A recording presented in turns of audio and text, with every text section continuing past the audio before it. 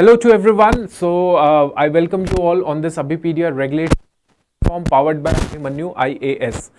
आज की इस वीडियो के अंदर EPFO मोटिवेशनल सीरीज के अंदर हम लोग बात करेंगे कि मैंने लास्ट क्लास माइंडसेट के ऊपर बात की कैसे आप अपना माइंडसेट जो है शार्प कर सकते हो, लेकिन आज हम लोग बात करेंगे क्योंकि अकेला माइंडसेट को शार्प करके कुछ नहीं होता, पहले स्किल सेट तैयार करना पड़ता है। तो स्किल सेट आप पहले ही तैयार कर चुके हो, उसमें कोई डाउट नहीं है, लेकिन आज के वीडियो के अंदर स्किल सेट में जो चीज़ें आपने कर रखी हैं उसको और इफेक्टिवली प्रोडक्टिवली कैसे करना है उसकी बात करेंगे। तो आपकी सिंपल सी चीज़ है, आपके पास स्किल सेट के अंदर एक सब्जेक्ट है Indian polity and Indian freedom struggle. ठीक है, इकोनॉमिक्स की जो क्लास होगी उसमें इकोनॉमिक्स की मैं बात करूंगा।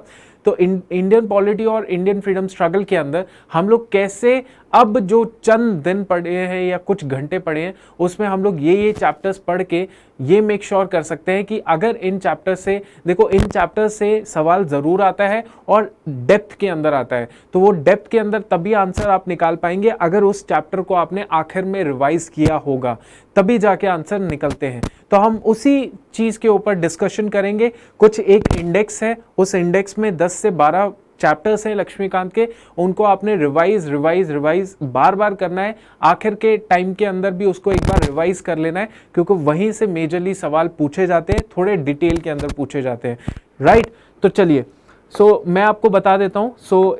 पॉलिटी का कैसे आपने इफेक्टिवली जल्दी से जल्दी पढ़ाई करनी है उसकी हम लोग बात करते हैं।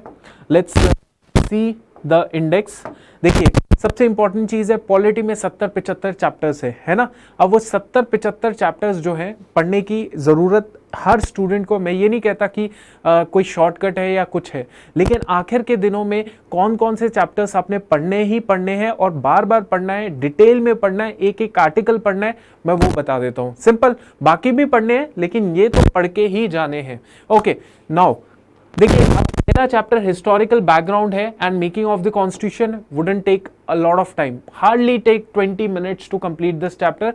ये स्ट्रैटेजी या ये जो मोटिवेशन है ऑटोमेटिकली आएगा जब मैं पूरी क्लैरिफिकेशन दे दूंगा। मैं कहना चाहता हूं, मैं अब उन बच्चों की बात कर रहा हूं जो बच्चे ऑलरेडी इस चीज को पढ़ चुके हैं, ठीक है। उनकी अब बात हो रही है। ये जो चैप्टर है hardly take 10 minutes to revise, 10 minutes to revise, ठीक है। उसके बाद पार्ट्स एंड स्केड्यूल्स है, कुछ ज्यादा मुश्किल नहीं है, इसमें maximum 10 minutes to revise. Salient feature preamble 10 minutes to revise, मतलब 20 मिनट्स टू रिवाइज। अंडरस्टैंड? ये जो प्रीएम्बल वाला चैप्टर है स्टूडेंट्स, प्रीएम्बल वाले चैप्टर को आपने डिटेल के अंदर पढ़ना है कि प्रीएम्बल के अंदर क्या लिखा हुआ है, क्या क्या है हमारा सोवरेन, सेकुलर, इंटीग्रिटी, सोवरेनिटी और अ लॉट ऑफ डेमोक्रेटिक, रिपब्लिक, ये सारी जो चीजें हैं इनका मतलब आपने समझना है, क्योंकि इसके ऊपर हमेशा, तो मैंने आपको ये बोल दिया कि इनको तो 10-10 मिनट वाला काम रखो, इसको दो, क्योंकि ये चैप्टर में डिटेल के अंदर सवाल पूछा जाएगा। तो आप याद रखिएगा, एक ही अभी तक हमने चैप्टर देखा प्रीएम्बल, जिसको आपने डिटेल के अंदर एक एक वर्ड देखना है। ओके, नाउ नेक्स्ट ये जो फंडामेंटल राइट है, it would hardly take 10 to 20 minutes to complete it. अगर आपको लगेगा कि मैं बहुत ज्यादा टाइम बता रहा हूं, आप 1 मिनट में पढ़ सकते हैं, बहुत अच्छा है। अगर मैं बहुत कम टाइम बोल रहा हूं, आप आधे घंटे में पढ़ते हो, वो भी ठीक है, आप अपने पेस के हिसाब से देखेंगे। फंडामेंटल ड्यूटीज से एज सच सवाल नहीं पूछे जाते, इतना मुश्किल कोई सवाल नहीं होता इसमें। नाउ अंडरस्टैंड दिस, ये जो 2 चैप्टर्स है ना, ट्रस्ट मी, यहां से 2-3 सवाल आपके पूछे जाएंगे, 2-3 सवाल आपके यहां से पूछे जाएंगे। और ये सवाल जो है एग्जामिनर के मूड के ऊपर है, उसने डिफिकल्ट पूछने हैं, आसान पूछने हैं, लेकिन हमें इतना पता चल गया कि 2-3 सवाल यहाँ इस चैप्टर से आएंगे। या तो वो एवरेज मीडियम वाला सवाल होगा या टफ वाला, सिंपल वाला सवाल यहाँ से नहीं पूछे जाते जनरली। तो ये वाला जो है, इसके लिए अगर आप 2-3 घंटे भी लगाओगे ना 2 चैप्टर्स को अच्छे से पढ़ने के लिए, तो भी कम ज़्यादा नहीं है, ठीक है। तो ये हमारे 2 चैप्टर हो गए जो आपको मैंने बताया, मार्क करके इनको आखिर में जरूर पढ़ के जाना है, ठीक है। उसके बाद देखिए, अमेंडमेंट, बेसिक स्ट्रक्चर, कुछ भी नहीं है, 10 मिनट काम खत्म, ठीक है। अमेंडमेंट्स, ये भी 10 मिनट का काम है, बात खत्म। नाउ उसके बाद पार्लियामेंट्री एंड फेडरल सिस्टम, फटाफट फेडरल सिस्टम के फीचर्स देख लेंगे। 10 मिनट 20 मिनट आधे घंटे का काम है, बात खत्म। Now again central and emergency वाला, देखिए थोड़ी कम प्रायोरिटी वाला है, लेकिन जो सेंटर स्टेट रिलेशन वाला चैप्टर है ये भी अच्छा खासा लंबा चैप्टर है। इसको भी आप अगर 1-1.5 घंटा लगा देंगे तो मैं इसको स्टार मार्क कह रहा हूं कि इसको भी आपने अच्छे से पढ़ना है। तो अभी तक हमने देखा प्रीएम्बल ज्यादा लंबा चौड़ा चैप्टर नहीं है, लेकिन डिटेल में आंसर आ सकता है, टफ क्वेश्चन आ सकता है, तो उसको अच्छे से पढ़ना है। आपने फंडामेंटल राइट डीपीएस भी अच्छे से पढ़ना है, आपने सेंटर स्टेट रिलेशन अच्छे से पढ़ना है। ये 4 चैप्टर जो है मैंने आपको अभी तक स्टार मार्क करके बता दिए। इमरजेंसी पावर बिल्कुल इंपॉर्टेंट चैप्टर है, लेकिन ज्यादा टाइम नहीं लगेगा, ज्यादा मुश्किल नहीं आएगा इधर से। ओके, नाउ क्लियर होगी। अब हम लोग चलते हैं central government and state government के ऊपर, ठीक है। अब जब भी आप पढ़ाई कर रहे हैं, आपने लक्ष्मीकांत खोल के रखी हुई है, उसमें क्या है आपके पास पार्लियामेंट चैप्टर आ जाएगा, ठीक है। अब ये जो पार्लियामेंट चैप्टर है, ट्रस्ट मी, इसमें से सवाल पूछा जाएगा। सीएपीएफ के अंदर सीएपीएफ हो गया, सिविल सर्विसेज हो गया, एनडीए हो गया, सीडीएस हो गया, जियो साइंटिस्ट हो गया, अ लॉट ऑफ यूपीएससी एग्जाम्स, सीधा सीधा यहाँ से सवाल पूछा जाता है। अब देखो वो एग्जाम के ऊपर डिपेंड करता है कि देखो जैसे मान लीजिए कोई एनडीए का एग्जाम है तो डालेंगे वो पार्लियामेंट से ही चैप्टर से ही सवाल, लेकिन उसका लेवल 1 होगा, ठीक है। सिविल सर्विसेज के अंदर लेवल 3 होगा। तो आप समझ रहे हो, तो आपके एग्जाम के अंदर पार्लियामेंट का कैसा लेवल हो सकता है, लेवल 2 या लेवल 3 हो सकता है। तो आप समझ गए कि पार्लियामेंट सिर्फ एक बार पढ़ के काम नहीं चलेगा, you have to revise it, read it again and again. बड़ा चैप्टर है लेकिन सब कुछ खोल के रख देगा, मतलब दिमाग की सब कुछ सारी प्रैक्टिस हो जाएगी हमारी, ठीक है। सो पार्लियामेंट को तो आप याद रखिए, इसको डबल स्टार करके रखिए कि आपका ये 5वां चैप्टर होगा, to again revise it, understand. Okay, now इसके बाद क्या है, स्टेट लेजिस्लेचर में मार्क करूं, यहां से सवाल पूछे जा सकते हैं, लेकिन जिस बच्चे अच्छे से पढ़ लिया होगा ना, स्टेट असेंबली, स्टेट लेजिस्लेचर, कोई बड़ी बात नहीं है, तो आधा घंटा लेगा, ट्रस्ट मी, आधा घंटा लेगा to complete the whole state system, right. ऐसा ही होता है, ऐसा ही होगा, ठीक है। तो ये क्लियर हो गया, तो डबल स्टार मार्क कर लिया। स्टेट लेजिस्लेचर काउंसिल कुछ काम का नहीं है। ओके, नाउ नेक्स्ट इसमें क्या है, नेक्स्ट इसमें है प्रेसिडेंट। देखिए प्रेसिडेंट 100% सवाल पूछा जाएगा,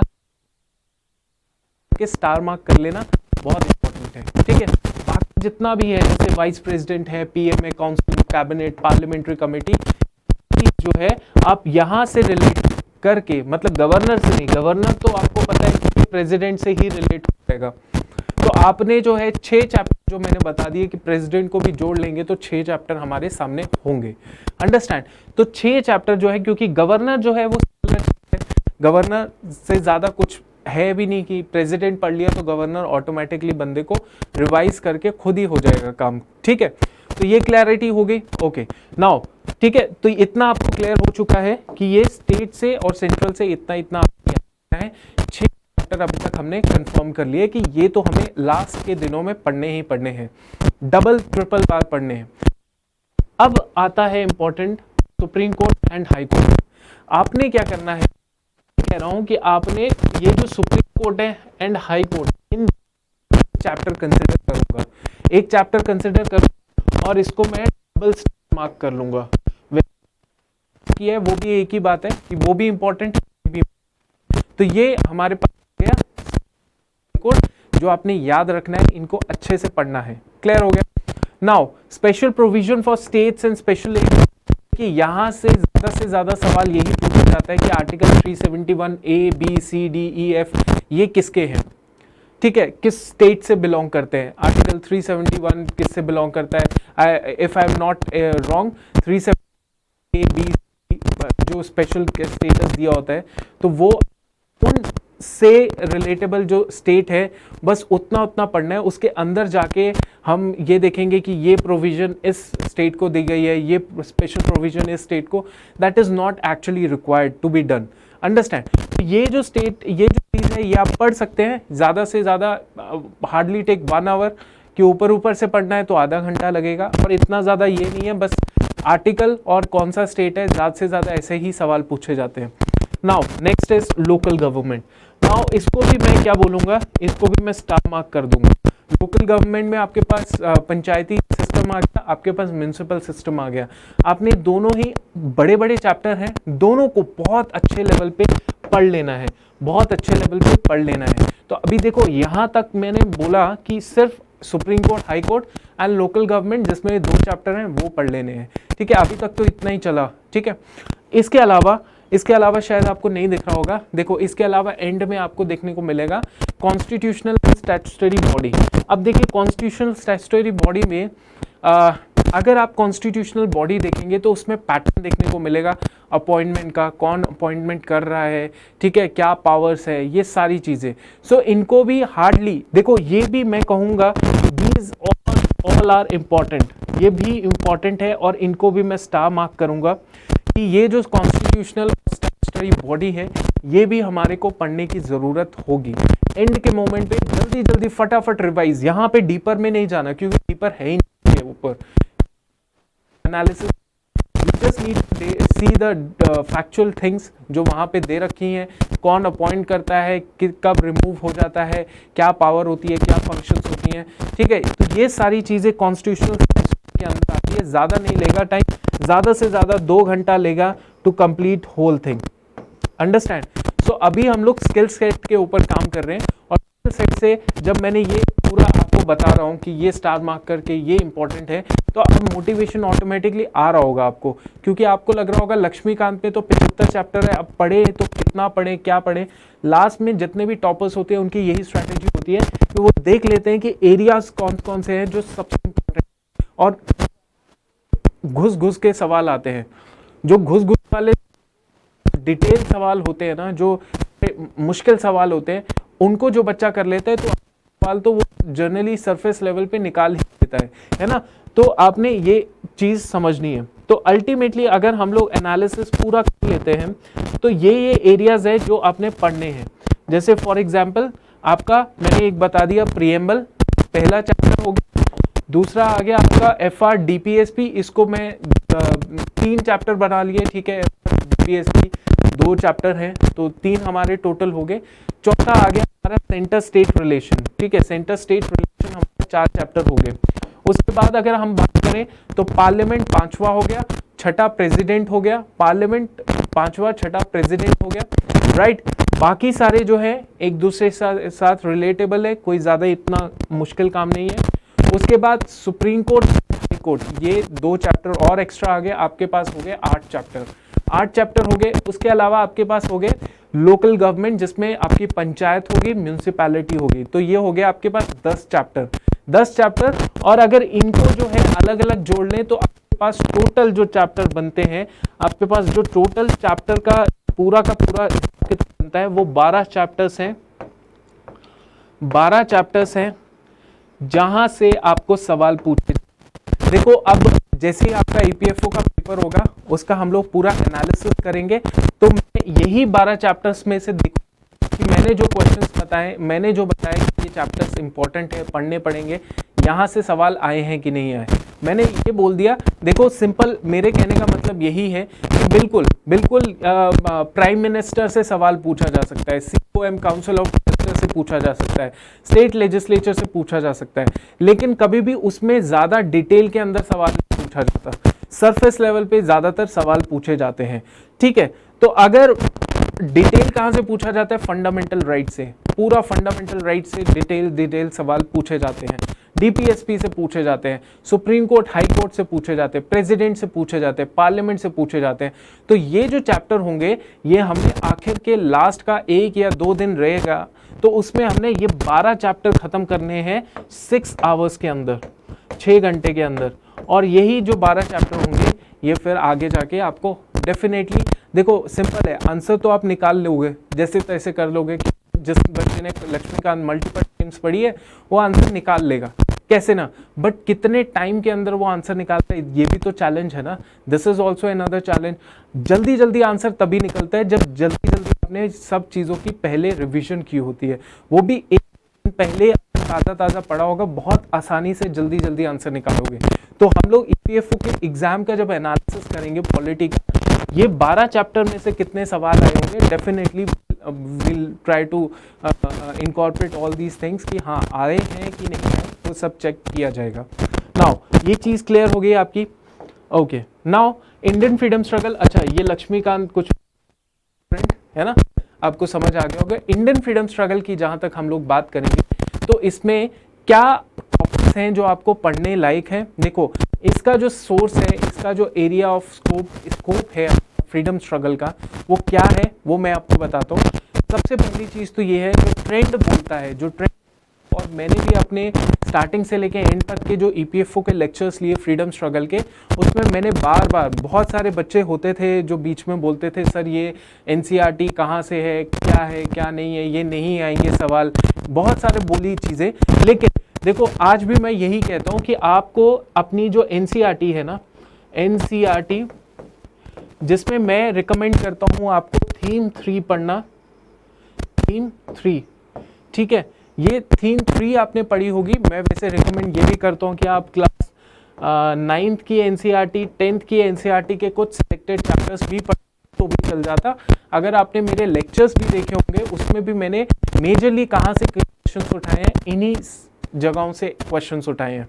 क्योंकि स्पेक्ट्रम पढ़ेगा, लेकिन स्पेक्ट्रम के साथ अगर ये चीज़ इम्प्लीमेंट करेगा तो डेफिनेटली, और क्या पता इस बार इस तरीके से हो जाए कि जो ट्रेंड देखने को मिलता है कि एनसीईआरटी से ही सवाल पूछ रहे हैं। सिविल सर्विसेज में आप देखिए तो कुछ 19-20 है, फ़र्क है, लेकिन बाकी जितने भी एग्जाम्स होंगे सिविल सर्विसेज के अलावा, वहाँ पे एनसीईआरटी बेस्ड सवाल पूछे जा रहे हैं। तो अगर वैसा है तो क्यों ना हम लोग ये करें। तो मेरी बात सुनिए, अब आपने क्या करना है, लास्ट के दिन बचे हुए हैं, थीम 3 को रिवाइज कर लेना और स्पेक्ट्रम को रिवाइज कर लेना। स्पेक्ट्रम को कितना रिवाइज करना है वो आपके ऊपर, कितनी आपने पढ़ी है ना, बट थीम 3 तो अपने 1 to एंड तक देख लेना है। स्पेक्ट्रम के कुछ इंपॉर्टेंट टॉपिक्स हैं, वो सिलेक्टिवली पढ़ लेना, शायद उसमें से सवाल पूछा जा सकता है, हेल्प आपको मिल सकती है, ठीक है। देखिए अब पता क्या होता है, अब ओशन है आपके स्किल सेट के अंदर, बहुत सारी तकनीकें आपको पता है, लेकिन उसमें आप जनरल हैं, ठीक है। तो आपको वो बहुत सारी चीज़ों में से कुछ एरियाज हैं जो ट्रेंड एनालिसिस करके आपको वो हॉर्न करने पड़ेंगे, मतलब उसको जो है एक शार्प करना पड़ेगा। उसमें से अगर सवाल आएंगे तो चुटकियों में आंसर निकलेगा, बाकियों से नहीं निकल पाएगा, आप निकाल पाओगे क्योंकि आपने उससे रिवाइज किया होगा। जैसे पॉलिटी में 12 चैप्टर रिवाइज कर लेना, देखेंगे, देखो आई am not UPSC, I am not anyone else, ठीक है, बट देखेंगे जरूर, क्योंकि ये चीज़ मैंने खुद भी देखी थी अपने टाइम पे और it would help you out. अब देखते हैं स्पेक्ट्रम से कौन कौन से टॉपिक्स हैं जो आपने पढ़ लोगे, ठीक है, पढ़ने हैं। देखिए स्पेक्ट्रम से जैसे कि जितने भी पीजेंट रिवोल्ट्स हैं 1857 से लेकर 1947 तक, वो सारे पीजेंट रिवोल्ट आपने पढ़ने हैं, समझ आ गया। तो ये सारे पीजेंट रिवोल्ट आप पढ़ोगे, ठीक है। कहाँ से कहाँ तक, 1857 से लेकर 1947 तक। उसमें मेजरली डेकन राइट है, इंडिको रिवोल्ट, बहुत सारे हैं, लेकिन पढ़ लीजिएगा ये सारे रिवोल्ट 1857 से 47 तक। एक चीज़ ये होगी ना। दूसरी चीज़ क्या है, दूसरी चीज़ है आपने सोशियो रिलीजियस रिफॉर्म मूवमेंट्स पढ़ने हैं। इसके अंदर आपने इतना पढ़ लेना है कि जो 1857 के बाद बहुत ज़्यादा हाइपर एक्टिव रिफॉर्म मूवमेंट है, उनके बारे में थोड़ा सा डेप्थ में पढ़ लेना, ठीक है, कि जितना उसमें स्पेक्ट्रम में दिखाया हुआ है उतना पढ़ लीजिए। बाकी जितने भी है एटलीस्ट इतना एक एक वन लाइनर की फॉर्म में पढ़ लो कि ये फलानी जो सभा है ये किसने शुरू की, ये संस्था किसने शुरू की, बस उस लेवल तक को पढ़ लो, अंदर डीपर एनालिसिस करने की ज़रूरत नहीं है। तो ये हो गया आपका दूसरा point, religious reform movements, religious and social reform movements, number 1 point. And number 2 point है आपका जो पीजेंट रिवोल्ट है, आपका क्या है, पीजेंट रिवोल्ट है। नाउ नेक्स्ट हम लोग बात करते हैं गांधी जी के ऊपर। अब देखिए गांधी जी का जो है, ऑब्वियसली गांधी जी का फेज ही इतना लंबा चौड़ा है कि वहां से तो सवाल फंसेंगे ही फंसेंगे, क्लियर हो गया। तो गांधी जी का जो जितना भी आपके सामने कहीं पर भी मेंशनिंग होता है, जैसे गांधी जी एक्टिव जो थे वो 1450s मतलब 1915 में इंडियन पॉलिटिक्स में एक्टिव हो चुके थे। मतलब इंडियन पॉलिटिक्स में एक्टिव नहीं हुए थे, वो टाइम लिया था, बट इंडिया के अंदर उनका अपीयरेंस दिखना शुरू हो गया था 1915 से। सो वही चीज़ें, वहीं से आप थोड़ा सा ध्यान देके जो जो इंपॉर्टेंट गांधी से रिलेटेड चीज़ें हैं वो आप सत्याग्रह हो गया, इरविन पैक्ट हो गया, QIM हो गया, पब्लिक अपीयरेंस हो गया, सॉल्ट मार्च हो गया, ये गांधी इंपॉर्टेंट एरियाज हैं जहाँ पे उन्होंने काम किया है, वो ज़रूर आप पढ़ लेंगे। ठीक है, okay. Now next question is viceroy and Dalhousie. Viceroy and Dalhousie इसीलिए क्योंकि 5-6 क्वेश्चन मैंने जो ट्रेंड देखा उसमें डलहौजी के 5-6 क्वेश्चंस तो एक मतलब कलेक्टिवली डलहौजी के ऊपर क्वेश्चंस पूछे गए हैं, है ना। तो मैं ये कहने की कोशिश कर रहा हूँ कि जो वॉइसरॉय जो आपकी स्पेक्ट्रम के एंड में बने होते हैं ना, वो जो टेबल चार्ट्स वगैरह बने होते हैं, उसमें आप सोशियो या फिर आप स्पेक्ट्रम के हर चैप्टर के एंड में समरी दी होती है, तो वहाँ पे आप सोशल रिलीजियस मूवमेंट का देख सकते हो। आप वॉइसरॉय वाला जो टेबल चार्ट वगैरह है स्पेक्ट्रम के एंड में ये बना होता है, ये आप आराम से उसको देख सकते हो। वॉइसरॉयज की बात कर रहा हूँ, और डलहौजी जो है वो थोड़ा सा उसी टाइम का है ये। तो वो सारे चार्ट की जो फैक्चुअल डेटा है वो आप देख सकते हो। ठीक है, अब उसके अलावा आप और क्या देख सकते हो, इंपॉर्टेंट पर्सनालिटीज। अब इंपॉर्टेंट पर्सनालिटीज में हमारे पास गोखले के ऊपर सवाल है, हमारे पास एनी बेसेंट है, अंबेडकर है, और नायडू, सरोजनी नायडू है। अब देखो एक चीज मैं आपको ये बताता हूँ, ये रैंडम चीजें नहीं है, ये मैंने एक पैटर्न नोट किया है कि यूपीएससी के कुछ एग्जाम, सिविल सर्विसेज की बात नहीं कर रहे हम लोग, सिविल सर्विसेज के पेपर से तो थोड़ा सा नीचे आएगा ही इसका लेवल, ऐसा नहीं है सिविल सर्विसेज को भी फोड़ देगा ऊपर। हाँ, अलग देखो हर पेपर का यूनिकनेस होती है, यूपीएससी हमेशा वो यूनिकनेस मेंटेन बरकरार रखेगी। बट एरिया कौन से एरियाज हैं, ये गोखले सर हो गए, एनी बेसेंट, अंबेडकर, इन तीनों पर्सनालिटीज के ऊपर तो सवाल पूछे जाते हैं। अंबेडकर के ऊपर, गांधी जी के ऊपर पूछे जाते हैं, बट उनका क्या है, उनका टेन्योर बहुत लंबा चौड़ा है इंडियन फ्रीडम स्ट्रगल में, उनका जो हिस्सेदारी है वो काफ़ी लंबी चौड़ी है, उन्हीं के आगे पीछे फ्रीडम स्ट्रगल घूमता है। लेकिन अगर गोखले की बात करें, इनका ज़्यादा से ज़्यादा 8-10 पॉइंट होंगे, 5-6 पॉइंट होंगे, एनी बेसेंट के 5-6 पॉइंट, अंबेडकर के 10-15 पॉइंट होंगे। तो ये पॉइंट्स आप ज़रूर अपने दिमाग में रख लीजिएगा, जहाँ पर भी स्पेक्ट्रम के एंड में भी इंपॉर्टेंट पर्सनैलिटी वाला है या बीच में भी जहाँ पर भी मिलता है, इनके बारे में ज़रूर पढ़िएगा। नाउ ये जो टॉपिक्स हैं ये आपके बहुत ही मुद्दे के हैं, बहुत काम के हैं। स्पेक्ट्रम के एंड में आपको देखने को मिलेगा वर्किंग क्लास मूवमेंट्स। तो वो जो जितने भी वर्किंग क्लास मूवमेंट्स हैं, ट्रस्ट मी, वो सारे मूवमेंट आप पढ़िएगा, सारे मूवमेंट काम में आएंगे आपको। ये दोबारा मैं बोल रहा हूँ, ये देखो वर्किंग क्लास मूवमेंट हो गया, AITUC हो गया, ट्रेड यूनियंस हो गए, कॉन्स्पिरेसीज जो वर्किंग क्लास से रिलेटेड है, ये सब चीज़ें आपके EPFO के इम्पोर्टेंट मुद्दे की हैं। तो आपको ये चीज़ें बहुत काम में आएंगी, ये मैं बता रहा हूँ आपको। और EPFO का एग्ज़ाम होगा तो ज़रूर हम लोग एनालिसिस भी करेंगे। मैं कोशिश करूँगा कि जो चीज़ें मैंने बताई हैं, क्या उसमें से चीज़ें आई हैं कि नहीं, अगर आपने रिलीजियसली फॉलो किया होगा तो। ये वर्किंग क्लास मूवमेंट हो गया।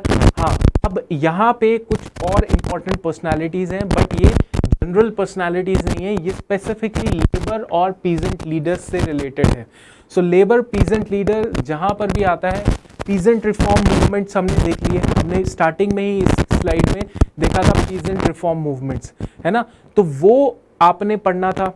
लेबर मूवमेंट जो है, हमने वर्किंग क्लास मूवमेंट देख लिए, तो वर्किंग क्लास के भी मूवमेंट है। अब लेबर लीडर कौन है, ये जो नाम है जैसे NM लोखंडे, नारायण मेघाजी लोखंडे, NG रंगा हो गया, सहजानंद सरस्वती हो गया, इंदुलाल याग्निक हो गया, तो ये जो नाम है ये भी बहुत इंपॉर्टेंट है आपके एग्जाम के लिए। और याद रखिएगा, इनको जो है आपने ध्यान से, जहाँ पर भी ये मिलता है स्पेक्ट्रम के एंड में बहुत अच्छे से दिया हुआ है, तो प्लीज़ इनको एंड मोमेंट पे पढ़ लेना, जल्दी जल्दी पढ़ लेना, पढ़ा नहीं होगा तो जल्दी जल्दी पढ़ लेना, कोई दिक्कत नहीं, ठीक है।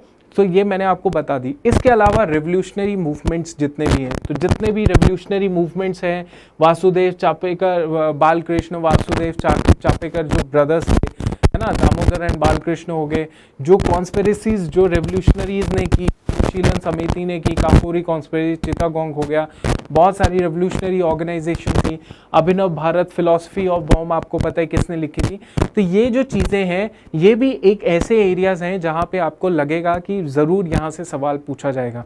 तो हमने ये सारी चीज़ें रेवोल्यूशनरी मूवमेंट के अंदर कर ली।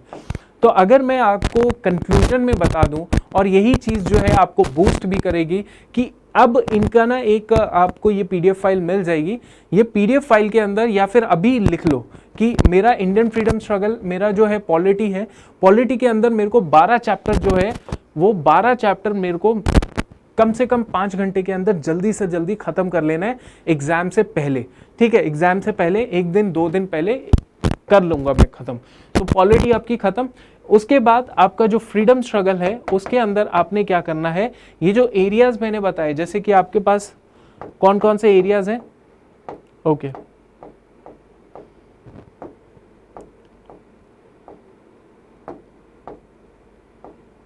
हाँ, तो जैसे पीजेंट रिवोल्ट्स हो गए, पीजेंट रिवोल्ट्स हो गए, साथ ही साथ लेबर के रिलेटेड चीज़ें हो गई और अपना पीजेंट से रिलेटेड चीज़ें हो गई। फिर लेबर लीडर्स जो होते हैं, वर्किंग लीडर्स, फिर रिलीजियस रिफॉर्म मूवमेंट्स हो गए, 2 पॉइंट्स हो गए। उसके बाद तीसरा है अपना गांधी जी के ऊपर चीज़ें हो गई। चौथा है हमारा वॉइस रॉइस के ऊपर चीज़ें हो गई। पांचवा है हमारा इंपॉर्टेंट पर्सनैलिटी जो जनरल है, ठीक है, जनरल इंपॉर्टेंट पर्सनैलिटी 5 हो गई। उसके बाद नेक्स्ट आता है हमारा वर्किंग क्लास से रिलेटेड मूवमेंट, उसके बाद पीजेंट एंड लेबर लीडर्स, ठीक है, 6 टॉपिक्स। उसके बाद रेवोल्यूशनरी मूवमेंट 7 टॉपिक, ठीक है, एंड दिस इज इट। तो आपने जो है ये 7 टॉपिक्स याद रखेंगे। 7 टॉपिक्स